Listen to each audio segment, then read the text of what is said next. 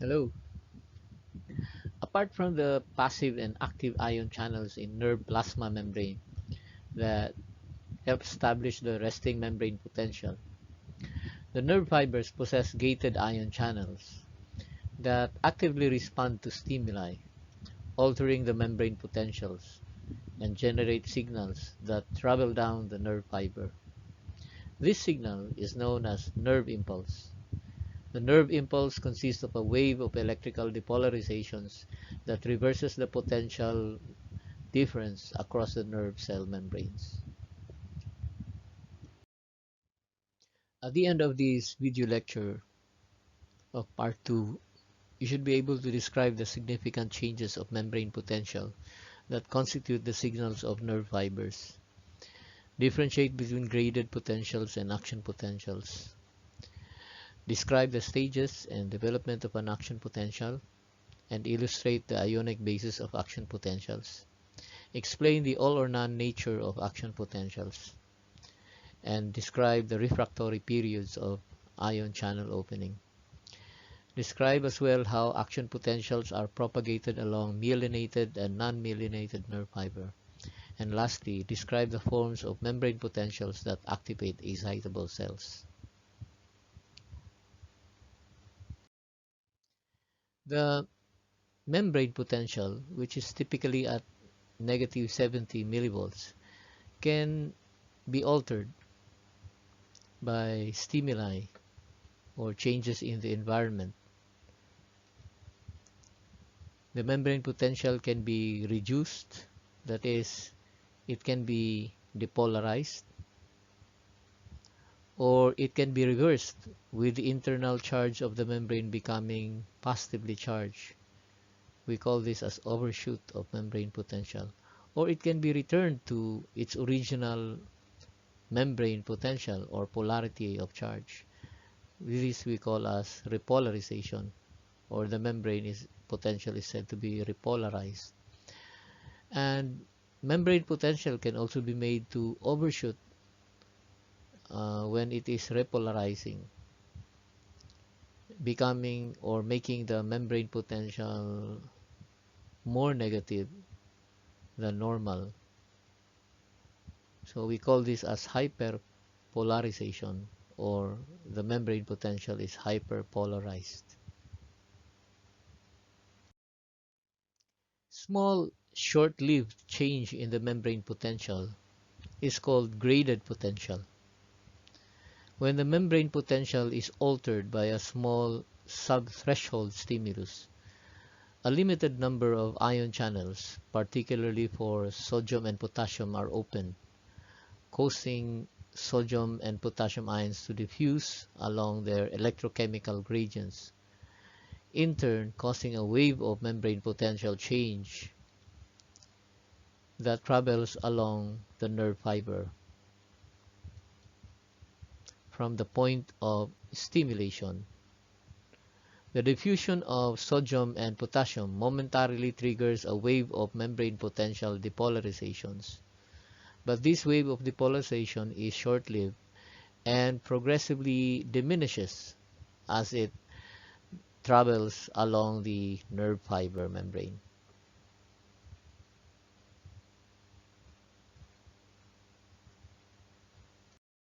Graded potentials are unique and they show certain characteristics. Graded potentials may be in the form of small depolarizing membrane potentials, or it could form small hyperpolarizing membrane potentials. The magnitude of the membrane potential or graded potential may be altered when the strength of stimulus is also changed. Like when you have a weak stimulus, it usually produces a small graded potential. You apply a stronger stimulus, then you have a larger graded potential.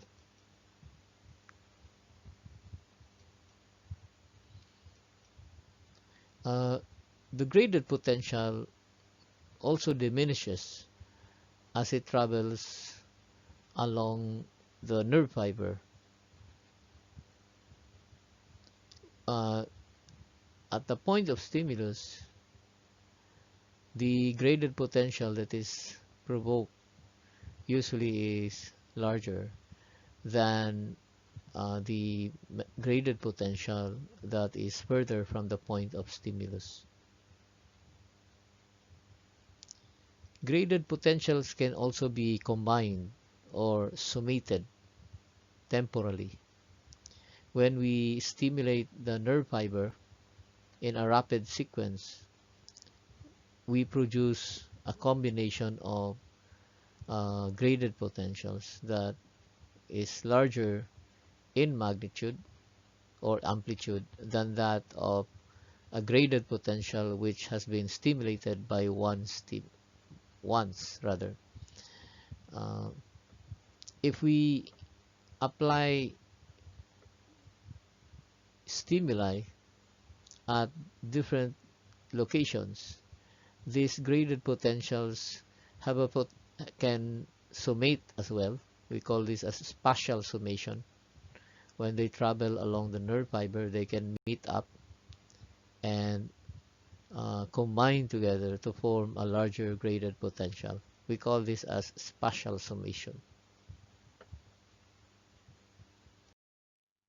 Although graded potentials are small and short-lived changes of membrane potential, graded potentials are important for signaling of excitatory cells. Graded potentials are typically the form of stimulus that is used to activate excitable cells in the body. For example, neurons. They are stimulated by other neurons in forms of graded potential, in small, minute uh, activation potentials. We call this as postsynaptic potentials. These postsynaptic potentials have to be summated first in order to reach a threshold stimulus to activate postsynaptic neurons. Muscle cells are also stimulated by small packets of membrane potential changes called motor end plate potentials. And these small motor end plate potentials have to be summated to reach threshold such that the muscles can be stimulated to an action potential. The heart muscles, before it develops action potential, develops small uh, graded pacemaker potentials. The rods and cones of the retina are able to detect variations of light and images by responding to this light in small hyperpolarizations, not depolarizations. So graded potentials, though small and short-lived, are equally important for signaling in excitable cells. An action potential is a rapid, about 1 to 4 millisecond localized but large reversal of membrane potential. A reversal of about 100 millivolts change. The action potential, however, is self-propagating once it happens, and so it can occur all along the nerve fiber until it reaches the axon terminal. The changes of the membrane potential during an action potential includes an initial steep depolarization, and then it moves further into an overshoot of the membrane potential, and then just as suddenly as it depolarizes, it repolarizes into a very steep uh, drop of membrane potential that overshoots slightly, producing the after hyperpolarization of the membrane potential during an action potential. But the membrane potential eventually, after an action potential, eventually returns back to its normal levels of about negative 70 millivolts because of the action of the sodium-potassium pump in the plasma membrane of nerve fibers. Now, if we follow the relative permeabilities of the membrane during an action potential, we will find that there are two waves that exhibits the change of membrane potential, first for sodium and then secondly for potassium. There's a very large membrane permeability that occurs for sodium, and then a relatively uh, smaller but longer membrane permeability for potassium. The ionic basis of action potentials can be followed is rather as follows.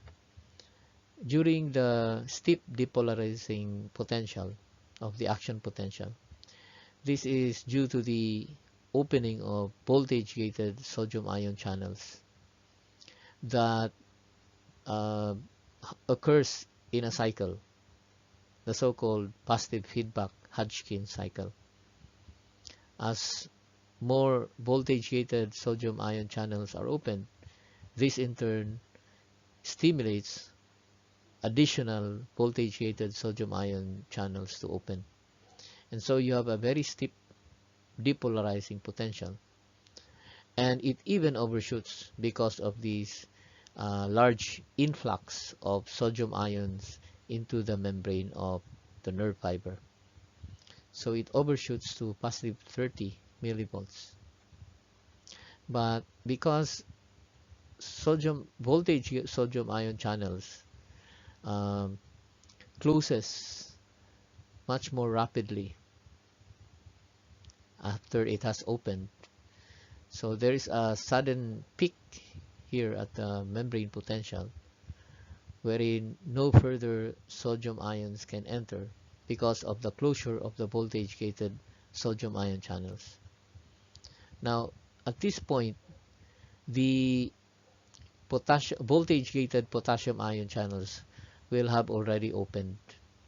So the opening of the voltage-gated potassium ion channels causes the potassium ions inside the nerve fiber to move out by diffusion. And as a result, this causes the membrane potential to reduce, or to increase their polarity and increase in uh, negative charge because of the evacuation of potassium ions. This thereby repolarizes the membrane potential. But because the um, voltage-gated potassium ion channels do not immediately close, rather they are slow in closure, more potassium ions are able to evacuate the nerve fibers by diffusion. And because of these larger amounts of potassium diffusing out of the nerve fiber, it produces the characteristic uh, overshoot of the repolarizing potential, forming the after hyperpolarization.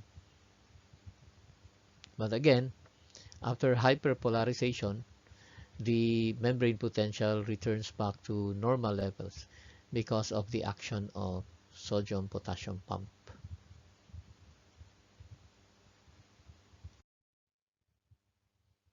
The positive feedback that occurs during the initial stage of action potential, that is the steep depolarizing and overshoot of the membrane potential, can be explained by the Hodgkin cycle, the so-called positive feedback cycle. Uh, Once you have an opening of voltage-gated ion channels, you have increased flow of sodium into the nerve fiber. This decreases the membrane potential, leading to depolarizing potential or depolarization of the membrane potential. As depolarization of the membrane potential occurs, You have further opening of voltage-gated sodium ion channels in the membrane. This results to increased membrane permeability that in turn increases the influx of sodium into the cell. So large quantities of sodium therefore moves into the nerve fiber, thereby decreasing further the membrane potential, and eventually results to overshoot of the membrane potential to positive 30 millivolts by a positive feedback Hodgkin cycle. The action potential is an all or none phenomenon. It happens or not at all. What is required in producing the action potential is that the strength of the stimulus must be sufficient enough to produce an action potential. We call this strength of the stimulus that evokes an action potential as threshold stimulus. If the stimulus is not strong enough, then you will produce only graded potentials or sub-threshold potentials. If you reach the threshold stimulus and evoke an action potential, and then increase the stimulus further, the action potential that is produced will always be the same magnitude of about 100 millivolts. Even if you increase the strength of the stimulus, it will still produce the same action potential. So that's the meaning of an all or none phenomenon of the action potential. During depolarizing and repolarizing potentials of action potential, the membrane that undergoes action potential undergoes a period of absolute refractory period.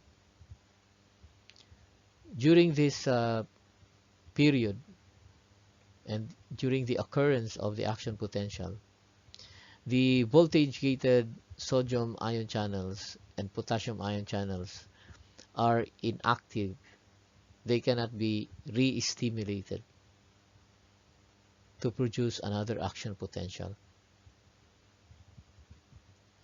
But about 2 milliseconds after, this refractory period begins to decrease and become relative refractory period.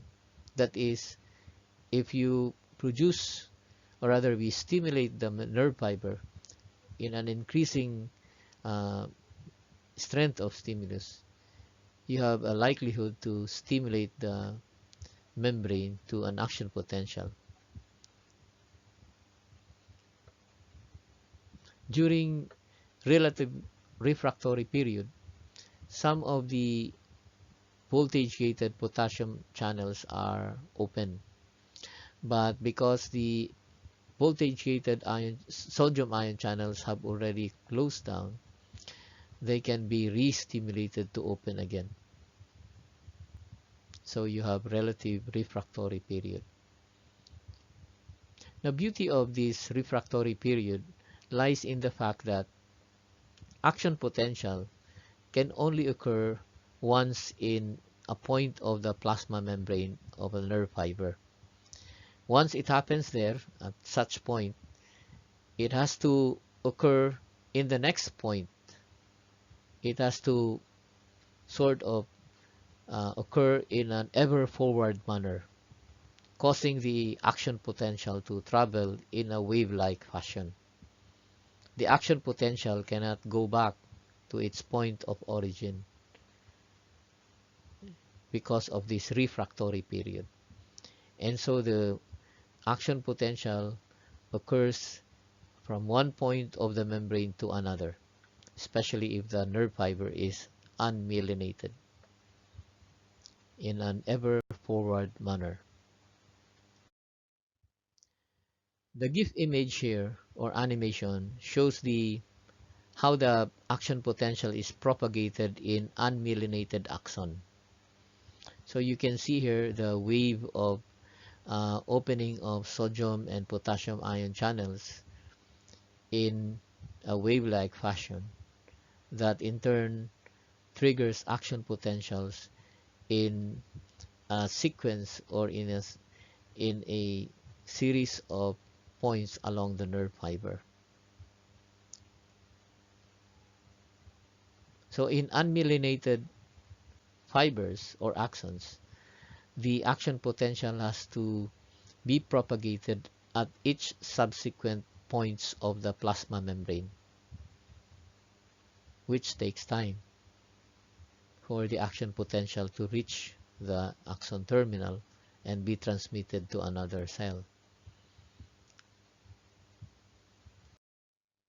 In myelinated fibers, such as the nerve fibers of peripheral afferent neurons or that of uh, the nerve fibers of motor neurons that are covered by myelin, the action potentials occur only at the bare nodes of runway, from one node of runway to the other.